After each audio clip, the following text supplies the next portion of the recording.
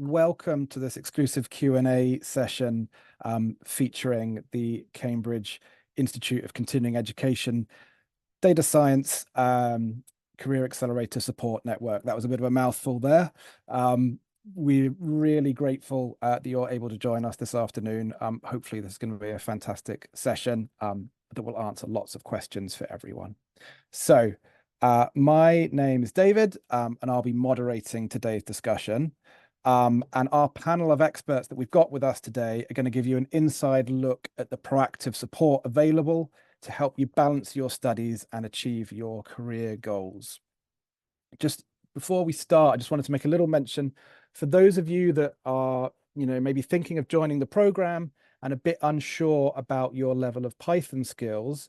We're also going to have a support session on Python coming up this Friday at 12 o'clock. That's going to be hosted by our head of enrollments, Daniel, and also our Python support expert, Felipe. And they're going to answer questions for you, tell you more about the sort of questions that are coming up in the Python test, that sort of thing. Generally, just answering your questions, making sure you feel supported if you've got any questions or concerns at all about your level of Python skills before joining the program. We do actually have Daniel here in the background today as well, our head of enrollments, to sort of help answer any further questions that the rest of the team don't get to. Hopefully we will get through everything, but if we do run out of time, then I know Daniel's happy to stay behind for a little bit and answer sort of any other questions. So a quick note, this session is being recorded.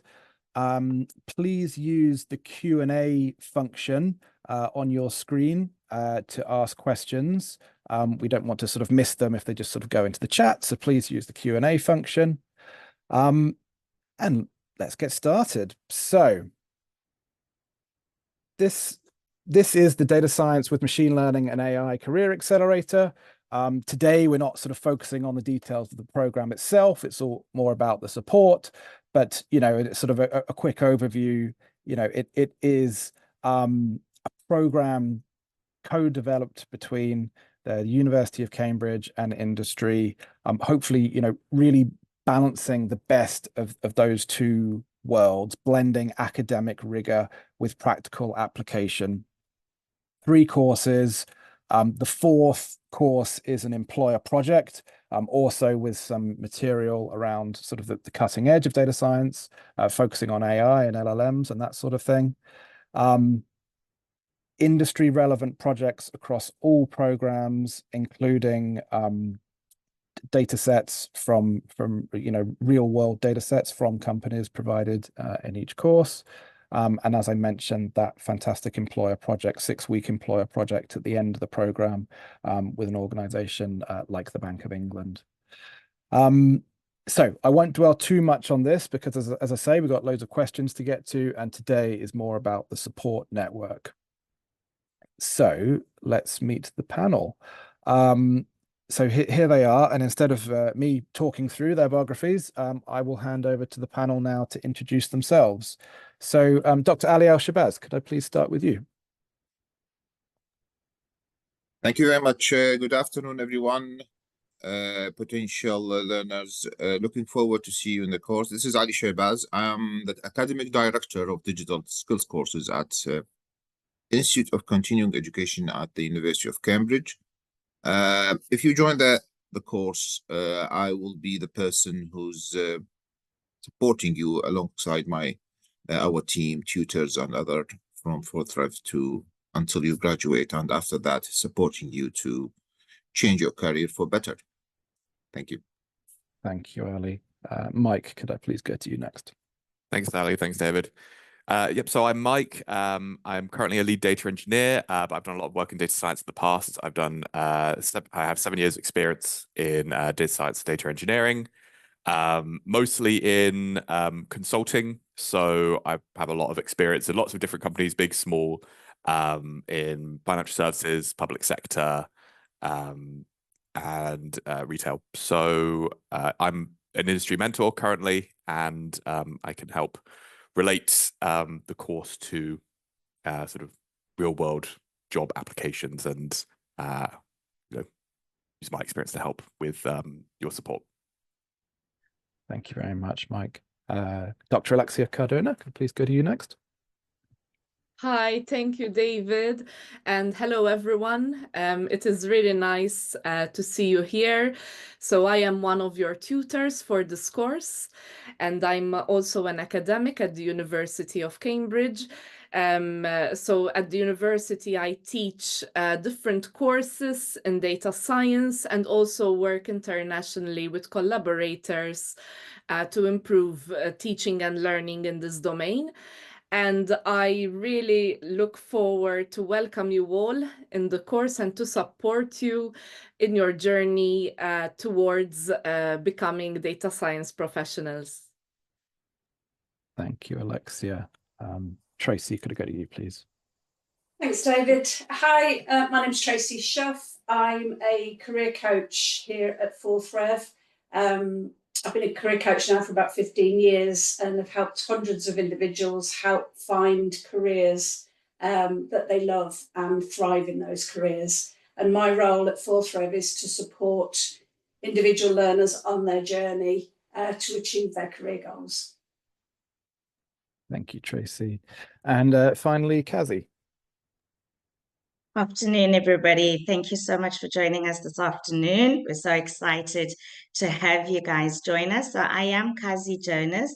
I am a success manager in the program, making part of a larger team in success managers that will be supporting you in your journey in the program. Really, to put it simply, I usually say we are your compass in the program. So if there's anything you've forgotten, anything you don't know, we are the people that you would direct those questions to so that we can help you to connect with the person that will assist you.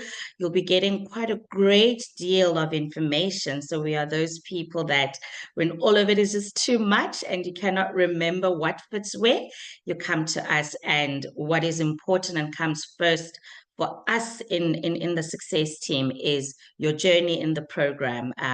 That it's seamless, the transitions go smoothly, and that you feel you've got all the support you need to be able to progress and make it to the end of the program. So we also have sessions that we do with you, any areas that are blockages that you identify, for example, things like time management. And we do those kinds of things to ensure we support you with anything that will make this journey a whole lot of fun. Thank you so much. Thank you very much, Kazi, and to everyone as well for those introductions. So we're going to start off before we, get on to the questions. We're going to start off with a quick poll. So there should be a poll coming up on your screen shortly. This is just sort of helpful context for us to know, and what the whole panel will be, answering with these things in mind.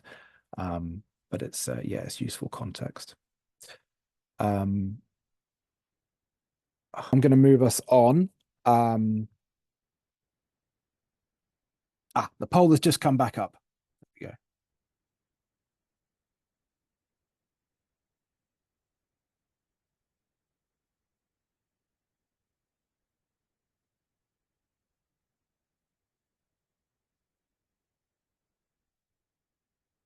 Okay, so thank you to everyone who has voted in that. Also, just a reminder to please keep putting your questions into the Q&A section as well. But to start with, we are going to go through some common questions that we often get from learners, and go from there. So first of all, and I'll ask this, all these questions to the whole panel. Feel free to chip in if there's anything that you'd like to say. But Ali, perhaps you'd like to start us off on saying a bit more about the support network in general, what's meant by real-time support network. Thank you very much, David. It's important to clarify this term real-time support network. First of all, when we designed this program, it's meant to be fully online, and this course on this program is a unique from different perspective. First of all, it's a combination from academia, which represented by Cambridge academics and Cambridge, and then from the industry. So the learners in their journey, they learn from both world, academia and industry, because the data science is actually sitting in the area where both worlds should contribute to that subject. So that's the first kind of challenge. It's how to develop a course where both industry and academia feed in to support the learners. The other side of the uniqueness, it's the fully online, but we need to support the learners in real time. It means we have real people supporting you in the background. So we do have a platform in Canvas, and this platform, it's not like edX when you go and learn and you get the data, the materials online. No, there are people behind it, and whatever you see now, and multiply it by 3 to 4, there are people supporting you. Myself, tutors from Cambridge, admin, we have the career coach, we have success manager assist you, we have the other people supporting you in terms of raising your questions. So during your journey over 4 modules, every week you will have a live session from the tutors. For example, in course 1, Alexia, my colleague, you're going to see her twice a week. And also, she's going to engage with you through the VLE Canvas, through the discussion board to answer your questions and queries. Plus, you have a session with the career coach. You have a session with the industry mentor, where live sessions during the course, and also you can communicate with them through the discussion board. So over 7 months, this is their cycle, and these are people we are going to talk to them. Of course, when you say real time, there is a time frame which my colleague is going to clarify that. What does it mean by real time? But we have, based on Cambridge rule and regulation, to communicate with the students. We're going to fit that, and you're going to have the best support on the high to support you in this course. Also, there will, once you finish, sorry, in the 4th course, you will have a project with the companies. Currently, we have a Bank of England. In the future, we will have more company.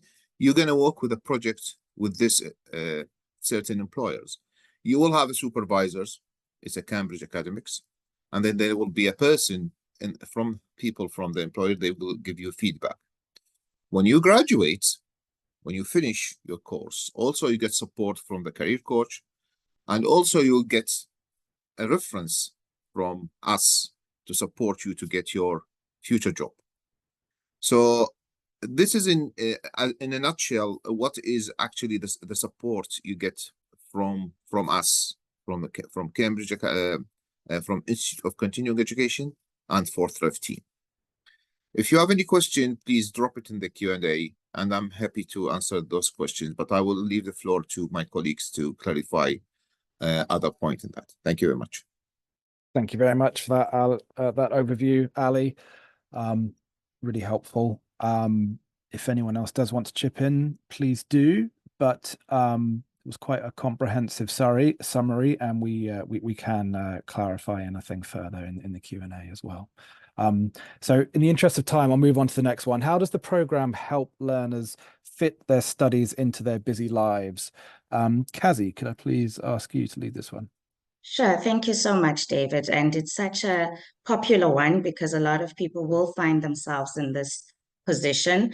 I think the program itself is well structured to be able to make this accommodation, especially with it being a career accelerator at the end of the day. So what we do, first of all, we do always try to have sessions in the afternoon or in the evening. There are some people that are able to join us for the synchronous sessions during the day, and there are some people that perhaps would need to join the synchronous sessions in the evenings. So that would be, you know, the first point in terms of at least getting an opportunity to be in contact with the tutors.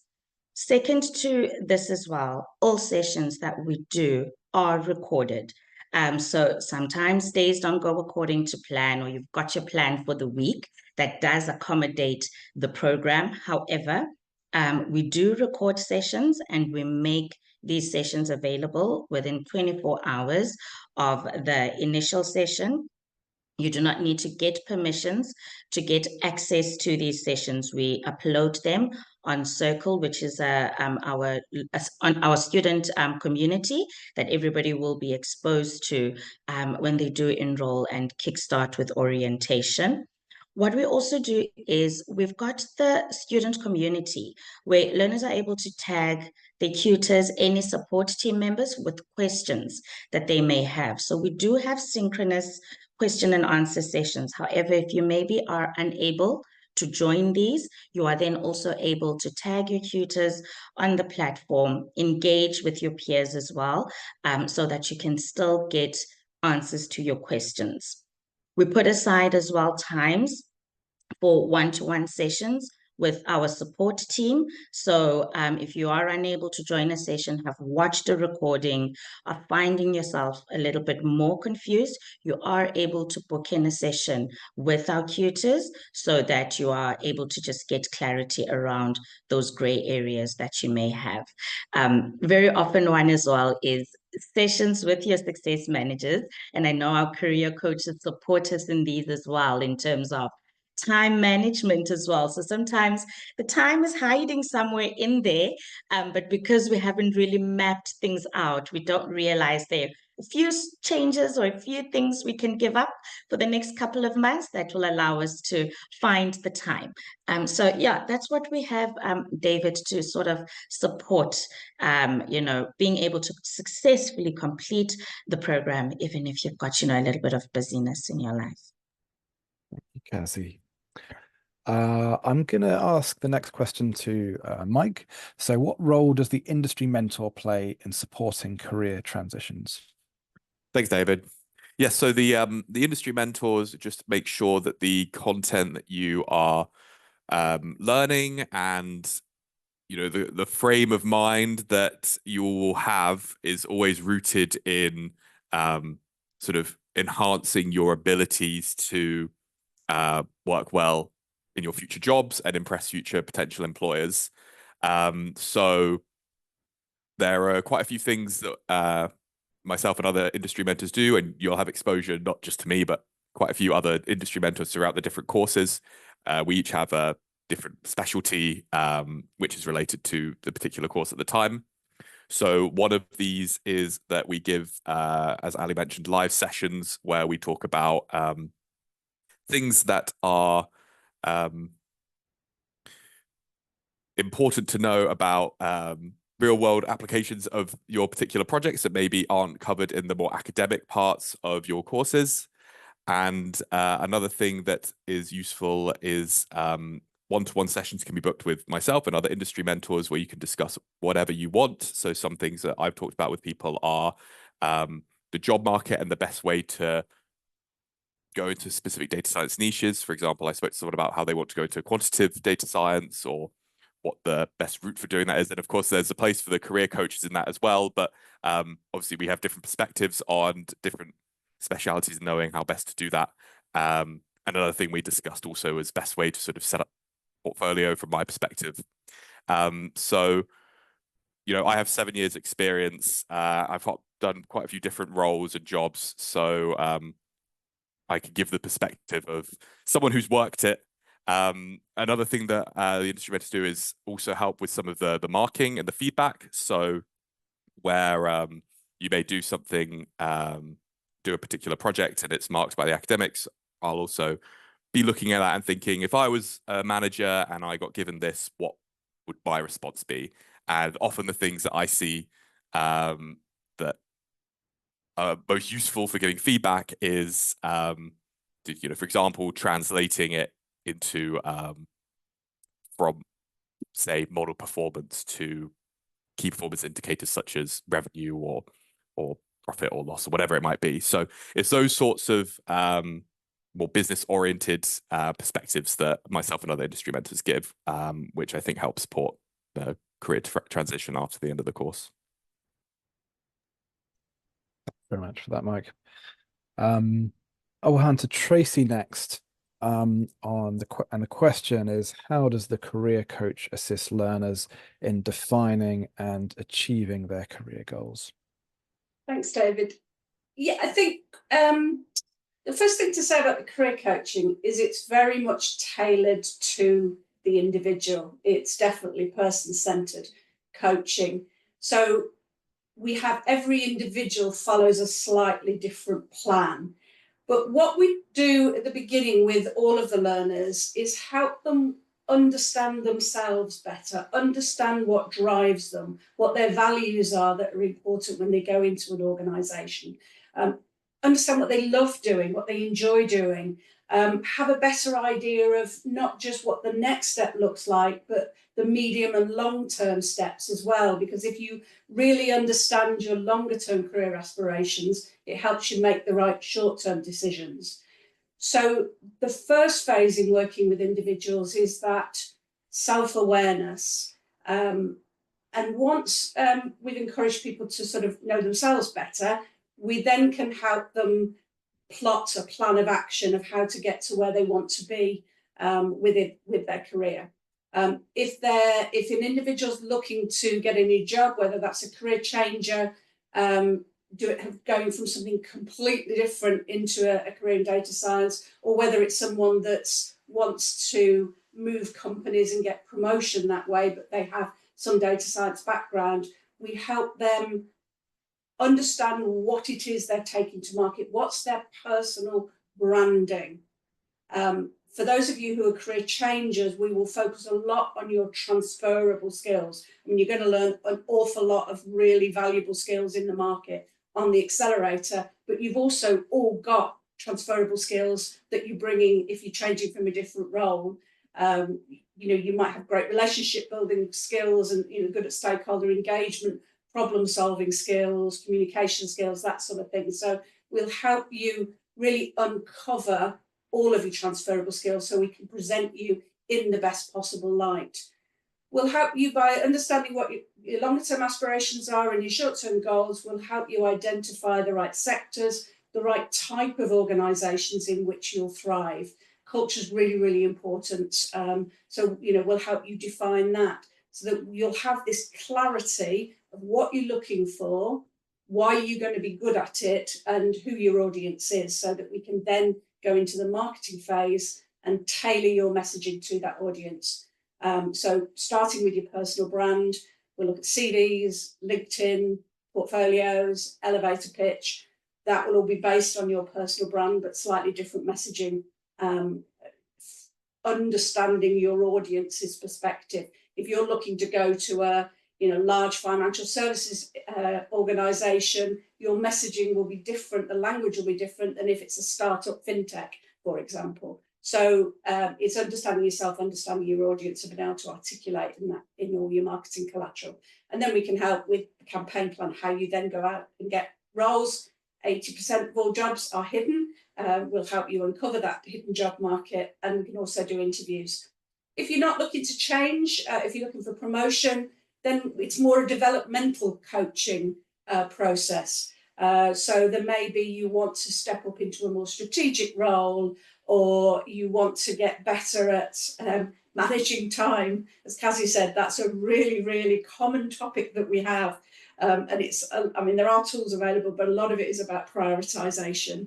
And also an awful lot of people that do our career accelerators are perfectionists. So it's sort of letting go of some of those perfectionist tendency to be able to get everything done. And, the phrase I often use is sometimes good enough is good enough. So it's developmental things that we do.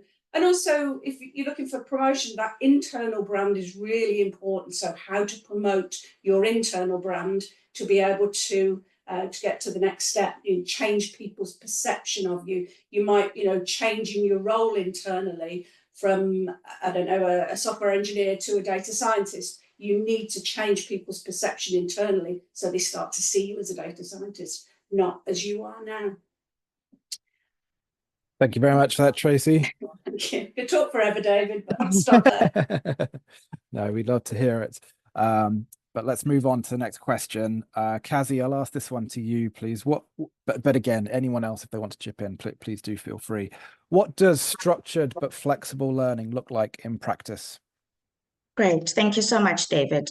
In the program, we've got the synchronous side, but we also heavily have the asynchronous aspect of the program. So essentially, what is important for this to happen, or for you to be able to complete all the tasks that you need to complete in a specific week, is being quite disciplined in creating a weekly structure for yourself that accommodates the demands on your life and that accommodates all the other things that you are also needing to do in that week. So if we are working and we're needing family time, or we've got hobbies that we're doing, somewhere in between there, in your own time, you are also needing to find where you are going to fit in all those hours that are needed each week for the tasks for that week. What we do in the program, we give you a guide on Canvas in terms of, by the end of the week, what work or what topics do you need to have completed, and how you space those out then during that week is going to rely heavily on the structure that you will have set up for yourself. We do have set times for your synchronous sessions, which we share with you at the beginning of each course. So at the beginning of each course, you get an overview of all the synchronous sessions that you will have for that next 6 weeks. That will allow you as well to plan. Therefore, we've got that structure set up for you already. And as I said, they do get recorded if you've got meetings at work or another reason why you are unable to attend. And then there's that side of that other side of the program, whereby the rest of the time that you have in that week to make up those hours, you need to have that set structure. There's a few people also sometimes that struggle with setting up the structure. We do encourage, connect with your success manager, have a chat as well with your career coach. Let's see what is the best practice to allow you as well to utilize your time while in the program. Like we said, there's one-to-one sessions as well that are outside of these synchronous sessions. So you can arrange for these one-to-one sessions at a time that suits you and the tutor best. So those are the little flexibilities that are here as well, in terms of you don't only have access to your tutors and your industry mentors during the synchronous sessions, but you can also see them outside of those dates and times. Thank you very much, Kazi. And then the final question before we move on to questions from the audience. Alexia, if it's okay, I'll ask you to start off with this one. How do tutors assist with both academic and practical skill development? Thank you, David. And I was hearing Ali and Kazi, and they already very nicely touched about some main issues, concepts about this. So I will be, apologies, I will be focusing mainly on the tutor aspect. So the tutor essentially is the person who will help you understand the data science concepts introduced in the course, and of course supports you in your learning. So every week you will be provided with specific data science content that you can learn at your own pace. Okay, so this is a really nice thing because it allows you flexibility. And in a way, also, there is the time management aspect. So you have to manage learning and also interacting with the course. We also provide different ways of academic support throughout the course. So every week there will be a tutor session, and also a question and answer session. Okay, so this is something we encourage all of you to attend. For those of you who are not able to attend, there will be recordings, so it will still allow you the flexibility to, in a way, see what has happened. But there is also a forum where we encourage students also to share things and also ask any questions they have. And so any answers that we provide via this forum is also visible to all of you who enroll in the course. In addition to that, we also provide one-to-one sessions. So if there are students, who are struggling in understanding certain things, we provide also those one-to-one sessions, because our aim, of course, is to help you. We want to see you being successful in this course. So our aim is to support you in all the different ways we can to help you succeed in this area. Okay, so that's very briefly, in a nutshell, the support. In terms of content, the content is a mixture of theory and also demonstrations. That essentially in the demonstrations, we provide you with Python code on the methods that we have introduced in that particular week. Okay, so it's not just learning the theory, you are also seeing how this can be implemented in Python. In addition, there are also weekly activities, which gives you the opportunity to practice what you have just learned and just seen in the demonstrations. So all this, you see, is addition. It's a more support, more ways how you can learn. And importantly, then, there are also projects. So in each course, there will be 1 or 2 projects. And these projects essentially are a way for you to additionally practice even more what you have learned, because these projects are based on real-world data sets and real-world problems. So, of course, it would be more difficult than a normal weekly activity. But the kind of advantage of these projects is that they will be marked individually. So you will submit your project work, they will be marked individually, and you will also get individual feedback for it. Okay, so that's kind of, a balanced weekly activities plus the final project, kind of to ascertain your skills and see exactly where you are. If you need to improve something, you will know after the project, of course, because you will know where your weaknesses are and you will get support. So that in a nutshell is how it operates on a weekly basis in terms of the tutor support. One thing that I like about this course, especially in terms of data science, it's that it is an interdisciplinary subject, and therefore the skills you gain, they are core data science skills, and you can apply these in different domains. So be it finance, health, pharma, fintech, any really, we are living in a data-driven world at the moment, which I'm sure, even in your, purchasing experience online. So as a subject, it is very versatile, and after this course, you should be able to apply it in different domains and continue your career more strongly in this area. So I hope this gives you a bit of information and clarity about this aspect. And of course, if you have any answers or questions, I'm happy to, of course, help. Thank you so much for that. That's been really helpful. I'm conscious that we've already got quite a lot of fantastic questions in from the audience. So I'm now going to turn to that section. We'll get through as many as we can. And any that we don't, we will make sure we cover off at the end or afterwards. So the first one here is, what is the scope of learning AI and ML during the course? I think the course title is data science. Yeah, the full title is data science with machine learning and AI, exactly. So I'm thinking maybe Alexia or Ali, if you'd like to comment on what's the scope of learning on AI and machine learning. Yeah, happy for me to start, and of course, Ali, feel free to also jot in.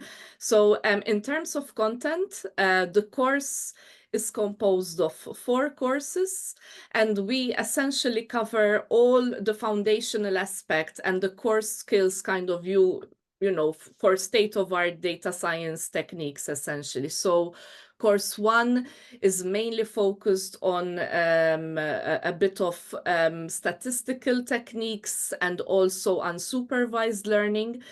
In course 2, it will be focused on supervised learning, which is very much also in trend at the moment. Course 3, the main focus is more on natural language processing. And course 4 is on large language models, which of course you also appreciate. It's also very much in trend. So these are all really state-of-the-art techniques which should give you a very strong foundation to data science and the you know, the skills required to excel in a data science job. Like Ali mentioned, there's also the project after that in industry. So that's even more added benefit because you're not just learning, you can also say that you have gained industry experience after the course. So all in all, it's a very attractive package, I think. Thank you very much, Alexia. I'll pause for a sec in case Ali wants to say any more. Yeah, thank you, Alexia. Yeah, of course, she covered the majority. I would like just to highlight, it's when we design it, we make sure that it's not only theoretical based course. There will be in every single topic, there will be an activities, and these activities, it's a Python code. You learn the latest library about certain problem and machine learning, and of course all the details machine learning. You're gonna learn about AI and LLM over the 4 courses. So for example, you're gonna learn the NLP, natural language processing, and how the LLM helps to learn about certain problem in the NLP. Time series analysis, also how we're going to incorporate the machine learning with the time series analysis. Plus, each project, the machine learning is a part of the problem to solve the certain issue with the data. And ultimately, you would like to learn from us as an academic and from the industry mentor how to work with this data. So it's not about the machine learning. It's about make meaningful value for certain data for your future organization to make a decision. That was the gap in the market, and that's what we'd like to address to as a skills you learn from that course. Thank you. Thank you very much, Ali. The next question is, can a person with no background in data science join this course? I'll just say a couple of things and then see if anyone else wants to add anything further. As mentioned, the course does go into cutting edge and advanced data science techniques. So there are some prerequisites to join the program, which include an undergraduate degree with, you know, at least a unit of quantitative studies in there, a familiarity with Python, some level of work experience. You know, speak to our enrollment advisors to talk about exactly your background qualifications and experience. But I suppose what I would say in summary is, if you're unsure, please do reach out to an enrollment advisor, because they will be able to guide you and advise you based on what you've done. You might be surprised at maybe you haven't been working in data science, but maybe you've been in a finance role or something and actually have been, you know, using some quite complex techniques. So if you're unsure, please do reach out and we will help you as best we can. And actually, I'll answer the next question at the same time, which is, do we need to take a Python assessment? If you're unsure whether your Python skills match the level required in the course, then yes, we have a Python test for you. You know, if you apply to join the course and you've been working in Python for 20 years, we don't put you through it unnecessarily. But if you're unsure, then yes, there's an entry test. And as I mentioned, there is a support session on that coming up on Friday as well. So I think that has hopefully answered those two. The next one is on the scale and complexity of the 20 portfolio projects. I think Alexia's mentioned some points to do with this, so I'll just mention a couple of points and then see if Ali or Alexia want to say anything further. So at the end of each course, there is, depending on the course, there's one or two large, like really quite significant assessed projects based on real world data sets that in most cases come from companies associated with the program. So, Pure Gym are going to ask you to look through their customer reviews data and carry out some NLP analysis on it. Similar projects coming from Study Group, from Nielsen, BookScan, etc. So these are quite significant, depending on the scale of the activity. Could be 15, 20. I think the highest is a sort of a 40-hour project that we have. And then within the courses themselves, there's activities every week, all sort of relevant to industry, smaller activities as part of your formative learning. And then, of course, there's that big employer project at the end as well. I will pause in case I've not covered anything there, but hopefully that's answered that one. Next question. Quite a detailed one to Michael Nasra, but I think Tracy as well. Please feel free to chip in on this one as well. And I'm 59 at the moment, unemployed. I've learned Python and MySQL on my own, and have used that knowledge to write utilities and programs and extract information from large data sets. As part of my role in transformation management in my previous role. My background degree is in electronics and communications. What is the realistic chance of my employment post the course? By the time I finish, I will be close to 60. I think there's probably a number of sort of things to consider there, but yeah, Tracy or indeed anyone on the call, if you've got some thoughts, that would be wonderful. I'll say something quickly, but I just think more for Tracy as well. I'd say, given your background in transformation management, the key thing that I think is worth thinking about is that a course in data science doesn't obviously helps you become a data scientist, but it also helps with lots of data science adjacent jobs. For example, if you're more in transformation management, maybe that would mean becoming a project manager for data scientists might be something that would potentially be a future career move, and having experience in data science is helpful for that. There are, I'm going to rattle off 100 different role examples like that, and as I think Tracy's career coach is more suited to answer that, but that would be my sort of thing to think about there. That if you have experience that not necessarily technical, a technical course is still helpful for advancing your career. Thank you very much for that, Michael. Yeah, absolutely, Michael. I think it's you're obviously coming to this. I'm not going to mention the technical side. I don't do the technical side of things, but from a career perspective, you're bringing a wealth of those transferable skills I talked about before.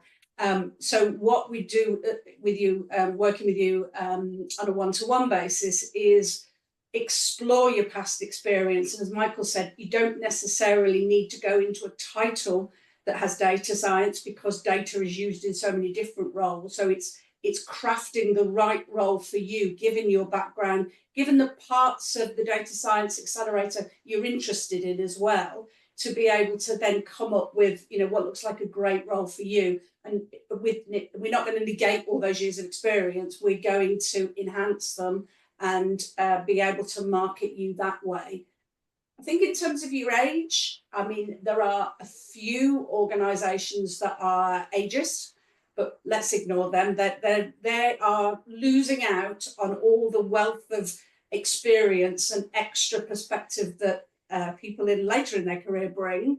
And if you love this and you enjoy it, you've got 10 years work ahead of you if you want it. So 60s, I'm saying this from personal perspective, 60s not old. So it's don't, if you let your age get in the way, it will get in the way. But actually, if you find the right culture of an organisation, you will be able to find, you'll be able to find a role, an organisation that doesn't look at your age, just your experience. The other thing to say, which might help with the next question, is it's to go back to Ali's point in terms of the practical nature of the course. What we find really helps is because the course is so practical and you can put it into your portfolio, you can talk about it in interview. We often say to learners, think of it as almost like a 9-month internship as a data scientist, rather than doing a course. We ban that word when you're going out talking to recruiters. It's not just a course. It's a lot more than that. So it isn't sort of coming cold into it. You are, able to evidence through your portfolio, through your examples, that you have that practical knowledge. So we have people that have come from totally different backgrounds and get a job as a data scientist.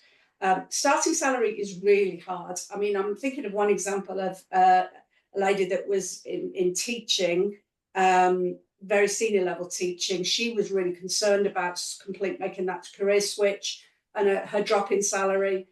Her first role that she secured was more than the salary she left as a senior teacher. Can't guarantee that, absolutely not. The salaries do vary, but you don't have to take a drop if you can sell those transferable skills. Thank you so much, Tracy and Mike, for that question, and also for touching on the next one as well, which is just to clarify for everyone here. The question is, has anyone without a coding background got a job, after passing this program? I would just add and sort of clarify to that point that as mentioned, you do need a certain amount of Python understanding to enroll in the program. Not a great deal. The program is not going to teach you Python per se. It is going to teach you how to apply your knowledge of Python in a data science capacity, and of course every other skill related to that, particularly the sort of the business context and making actionable decisions, those sorts of things. I'm very conscious of time, and this is completely my poor hosting by spending too long on those earlier questions. We're going to get through these a bit quicker. The next question is there a qualification that we get after the course? Ali, would you like to answer that one quickly?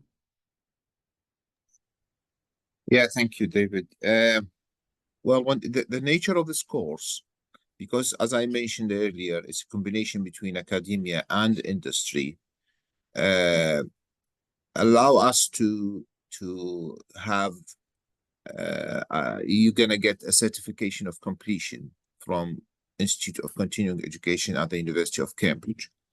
In terms of the qualification, this is equivalent to level 7, which is the first year of the master.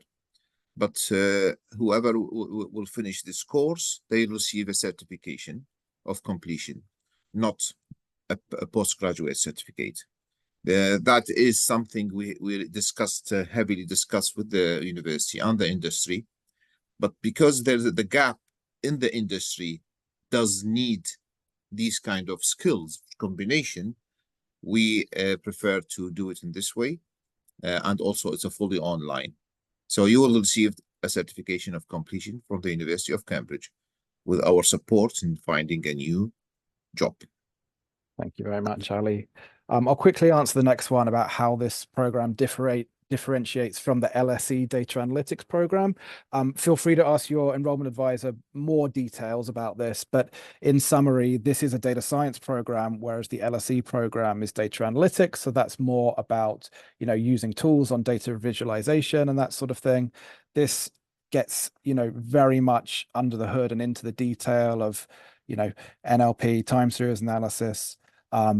It's a more sort of complex and sort of a program that gets into the code a lot more.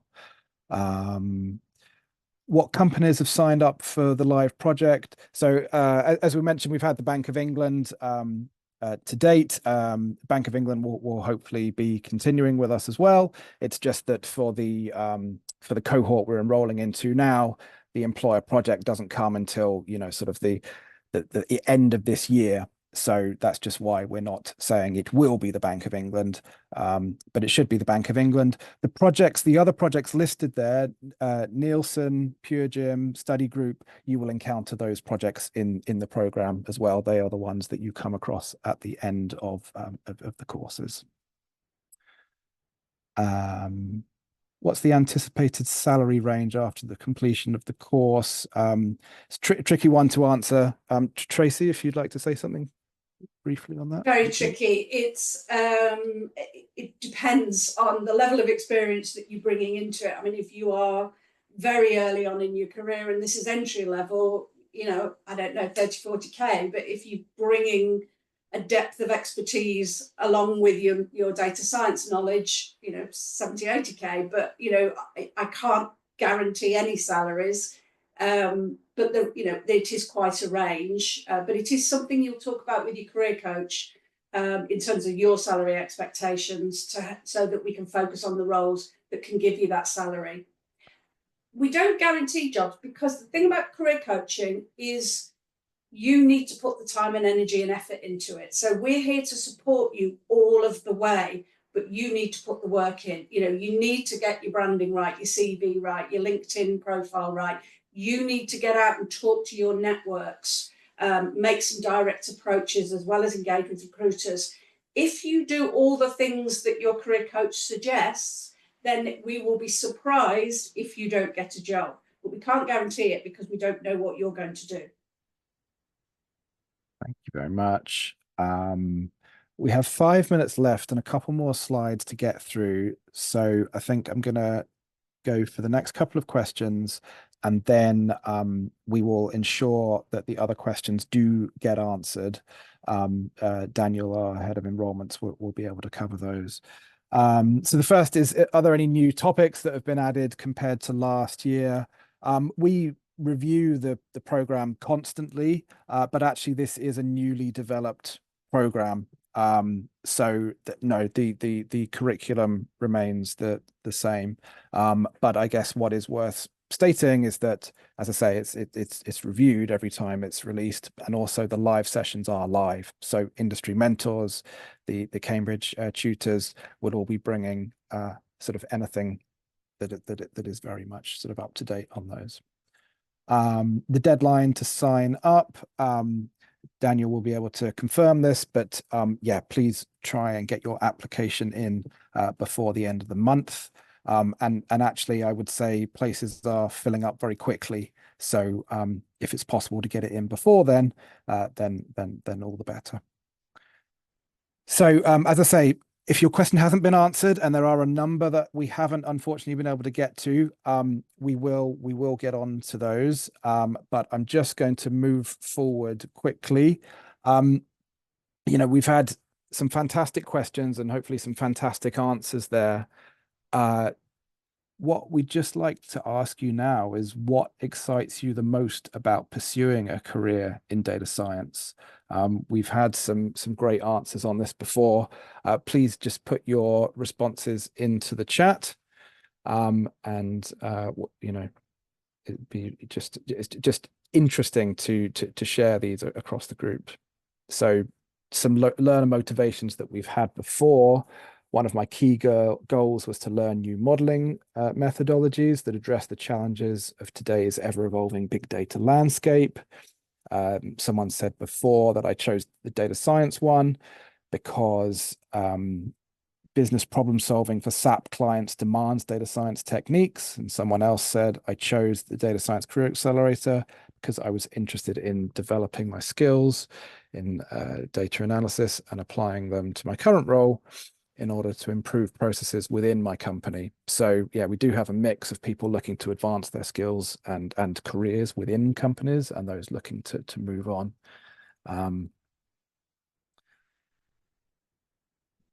So I will leave it a couple more seconds.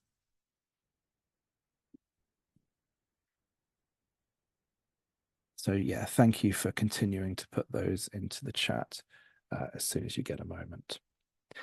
And finally, I just wanted to say, if you do get your application in before the 27th of January, there's an offer at the moment where you can receive a full year of career coaching. So as you know, you enroll at any time and you get 6 sessions with your career coach, as well as all the other career support that comes with it. But if you do apply before that date, then unlock a full year of that extended career coaching, which could be helpful for any number of reasons.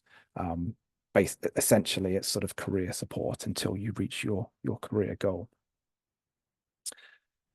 So I'd like to thank you for joining us. Again, massive thank you for all your wonderful questions, and a huge thank you to the panel as well for giving up your time to join us today. Really appreciate it. Daniel is going to stay on the call to help answer some further questions. So we are now at time, but if you'd like to stay regarding those further questions, please do stay. Hello, everyone. Thank you, David. And from my perspective, listening in the background during the event, thank you to the panel for your wonderful insights into the support that you provide learners through the Career Accelerator. I will get to some additional questions now. They're most important, obviously, for your interest in the program. There's been a lot that has been covered, but there's a fair few more. Tanzila, thank you for your input, and I saw you put a comment in there a moment ago. Is there any book you will recommend? Will we have lecture slides? Great question, in the sense that the learning experience is such that within the platform, we use Canvas. Many of you may be familiar with Canvas. There's a really diverse range of rich media content, videos taken from industry professionals and our colleagues at Cambridge. As you click through modules, you'll hear from industry chief data scientists at the Bank of England, Ali, and others regarding that particular topic. There are some animations, and there's obviously a lot of papers and academic research to undertake within that. So you will access all of that within the platform. Yes, in terms of a book, I'm not 100% sure, but all of the content is on that platform and freely available, even post the course for a little while as well. Well, Lee's asked the question, what kinds of industries would we be exposed to? So you've seen also already with the industry partners that we have, it is a broad spectrum. There's some non-government entities, there are commercial entities, and obviously the Bank of England as well, forming the 20 or so projects that you do based on business case studies and based on real scenarios that have been experienced by our industry partners before. And then the live industry-facing project at the end is structured very differently. For those that aren't aware, you're grouped together with 5 or 6 other high-caliber learners. You'll be introduced to one of our industry partners, such as the Bank of England or others upcoming. They'll present to you a real data-related challenge that they experience within their organisation, and you as a team, applying your learning from the first 4 units or 4 courses, will come up with innovative and tangible solutions to that scenario, presenting your recommendations to the client, if I can call them that, in a consultancy style presentation at the end. The benefit of that is numerous. It is a practical application of your learning in the real world. It is brilliant for networking, and there I can see there's a question about networking. It is brilliant for networking, not only with your peers on a project, but also leaders of industry. And finally, it was touched on, I think, with Tracy and others, when you are going through your interview and they ask the question, what experience do you have, to demonstrate the project, the real project with the like of the Bank of England or someone similar, that it is a powerful demonstration of your value to go through that process and demonstrate the practical experience obtained. So there is a variety of industries. Lee, thank you for the question. Passing criteria. So Tanzila, again, thank you. I think you mean passing criteria to get into the program, I'm assuming. Give me a thumbs up if that's correct, if you're still online. So if you do need to pass the Python test, it's an 80% pass rate. I'm hosting a session on Friday specific to the Python needs and how we can provide solutions if you don't know Python in time for the February intake. Don't stress. So it is an 80% pass mark for that, but it is an open source test as well. I'll move on to the next one. Someone's asked, what is data science? I might move on from that one quickly, just to get to some of the others that are here as well. My question would be to the extent to which experience in maths and science degree and A-levels would be necessary for the course. So great question. The criteria is such that you have at least a quantitative unit of study at a minimum of bachelor degree level previously, economics, mathematics, similar statistical analysis, all those sorts of quantitative units, and a year of related work experience. That doesn't mean that you need data science experience, but a role that is involved with the use of data. That could be a sales role doing forecasting. It could be any number of roles that are data related that would count towards the entry criteria. Thank you for that question. Once all is done in the salary range, we've answered that a couple of times. One thing to consider actually when thinking about salary ranges is also thinking about the type of employer that you're seeking. I think it's really, really important to understand that in a large organisation, it might be the government's digital transformation arm, or it could be NatWest, who are going through ongoing digital transformation. In an environment such as them, the roles that they're seeking are probably very singular in their approach and their tasks. Whilst that may or may not impact average salary ranges, there's also another world of startups and things like that that are using data science. So many organisations haven't transitioned to a data-focused outcome or economy, or positioning themselves for the data economy. So in a startup environment, it may be that the pay may not quite be as competitive, or it may be, but the roles and responsibilities that you'll undertake in such a role are much more varied. So there's pros and cons to both, not just entry-level salary. It depends also on the role that you would like as well, that you'll certainly get support in hopefully obtaining. Shishir has asked, you've been in SAP programming. I have some exposure to Java. What are my chances to find a job as a data scientist? I ask this because it's completely different. It somewhat, yes, but you've got a whole host of transferable skills that would be highly regarded. So I think your chances would be excellent, obviously. And also combining the fact that this is designed for career outcomes, it being practical, it being industry linked, and the career coaching along the way, Shishir, as well. I think you'd be a very strong candidate.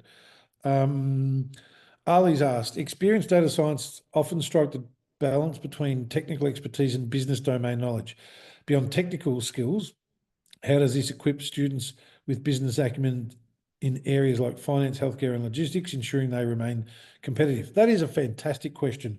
And I'm going to answer it like this. All of our career accelerators have what we call a quadrant of learning. Firstly, there's a technical. Don't get me wrong, it's a very technical program. You obtain deep technical skills.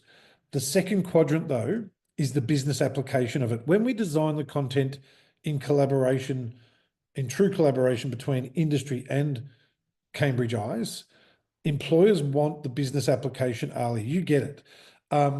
So that was why in all of our career accelerators, as I mentioned, the second quadrant is the business application of learning.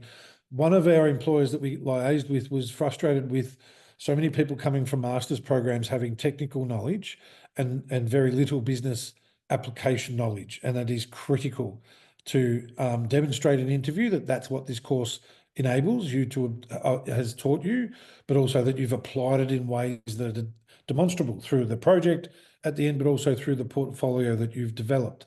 It's a key component. Obviously, there's the personal growth area of the quadrant, and the employability is another one that also contains obviously the opportunity of engaging with your coach over a longer period, as David just mentioned as well. Thank you, Ali. I really enjoyed that question. Can I use this qualification as a master's when applying for jobs after? No, it's a certification, not a qualification. So you can't position it right as a master's, but it is, as Ali said, a level 7 equivalent. It's designed for postgraduate level candidates. You need, those quantitative units are a bachelor degree level to obtain entry.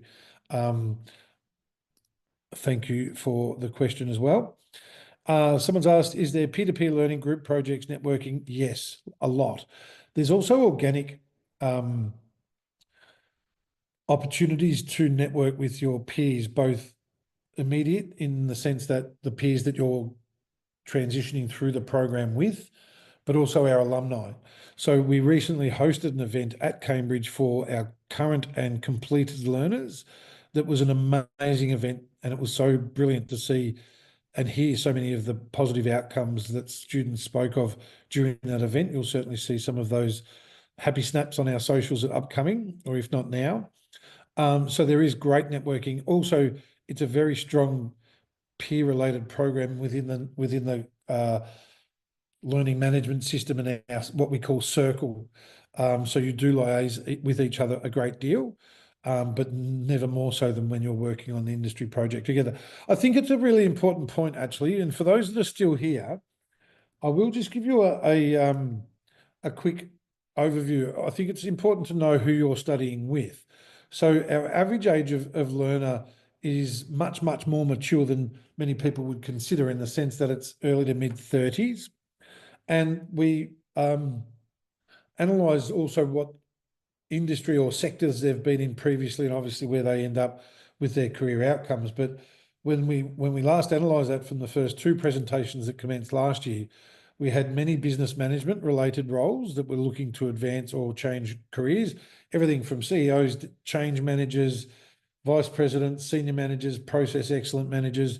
We have data and analytics focused roles previously, so analysts, there's decision scientists, there's HR related data analysts, business analysts, senior ops, ML ops, and the like. Engineering and technology is probably the most common. Software dev, software engineering, you can imagine. Then research and scientists, which I find really fascinating. Biomedical engineers, there's been research, senior bioinformaticians, postdoctoral scientists and PhD candidates looking to add data science skills to their research fellows, their research pieces. And lastly, there's consulting and advisories. So we've got senior consultants, delivery and project managers, investment associates, and the like. All, I think that whilst it's such a diverse range of backgrounds that people come from, the one thing that all of our learners have in common is the understanding of the value of practical and applied learning, and the benefits that can provide your career, obviously. But you can get an understanding just from that brief overview of who you will be networking and studying alongside potentially as well. We do cap learner numbers, as David mentioned, and the reason for that is twofold. It is our academic and coaching capacity constraints, not constraints, but limits that we impose on ourselves. But also, if we were to open this up to 200 or 300 learners globally, which I'm sure we could, it would dilute, we feel, your learning experience, in the sense that we might need to have 15 or 20 learners on a project team with the Bank of England, therefore diluting the roles and responsibilities that you may have within that team. So therefore keeping the teams on a more industry realist sense of 5 or 6 learners on a team is paramount as well. Pierre, I've answered the last question. Could you please comment on the rate of success? So we've had one cohort that has finished. Rodrigo's asked a question here. We've had one cohort that have completed, and the next cohort from memory is about to complete in a month or 2. So we're really, really pleased that the second group is about to finish. From the first group, we're measuring always the career outcomes, and we're so pleased to get some of them in person at the event at Cambridge as well. And it's our North Star metric is our career outcomes. We here at 4th Rev measure everything relating to our career outcomes. So we're looking forward to giving you more data as we get more learners coming through and as we share the career success stories with you via our socials and via our webinars that we host. I hosted one recently, and there'll be additional webinars upcoming where you'll actually get to engage with a learner that's had a career outcome or a learner that's had their career advancement, or we'll speak about the benefit that they've experienced within the program as well. Someone asked also, when is the start and end time for the live 6-week employer project for the February intake? I can tell you that it will be commencing on the 18th of August, and the project will complete on the week of the 22nd of September. So probably Friday, 28th, 29th. And there's a week of reflection after that. But if you budget for holidays or whatever it may be, the 18th of August to the end of September, you'll be accurate there as well. Thank you for that one. Lastly, thank you for attending, but also if you've got any questions surrounding entry criteria, surrounding payment plans and methods that are available to you, please in the chat, book a time with your friendly enrolment advisor. Their calendars are quite full. We've got a lot of interest in the program, as you can imagine. So we do look at ways we can accommodate you further. Number one being hosting the additional session on Friday that I'll be a part of, and we'll walk you through how we can support you getting the Python skills required and how to pass the test successfully for entry. And then the week following, the week before enrolments close, I'll be hosting also live drop-in Q&As similar to this, although not focused so much on the support, but focusing so much more on your needs to apply successfully and commence successfully in the program if you can't get an appointment with your enrolment advisor as well. Thank you all for your diligence in sticking around. It's great to see so many of you still here, but it's decision time as well. So thinking about starting the new year on the right foot for yourself, having a vision of what the future may look like when you have new data science, new industry relevance, data science and AI skills under your belt, and what that might look like in your career transition or the advancement of your existing career, with the addition of multiple months to up to 12 months of one-on-one career coaching with the likes of Tracy and others that you've seen today. It's a compelling offering that I think should certainly help you accelerate your career, as the title says. Reach out to those around you in your decision-making process.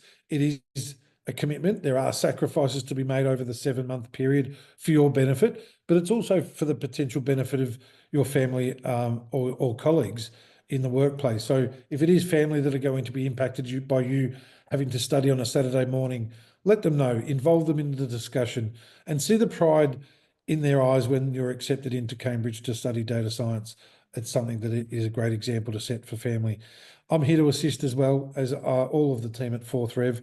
We certainly look forward to welcoming, supporting, but mostly celebrating your career success as a data scientist as well. I may see some of you on Friday. Have a great day.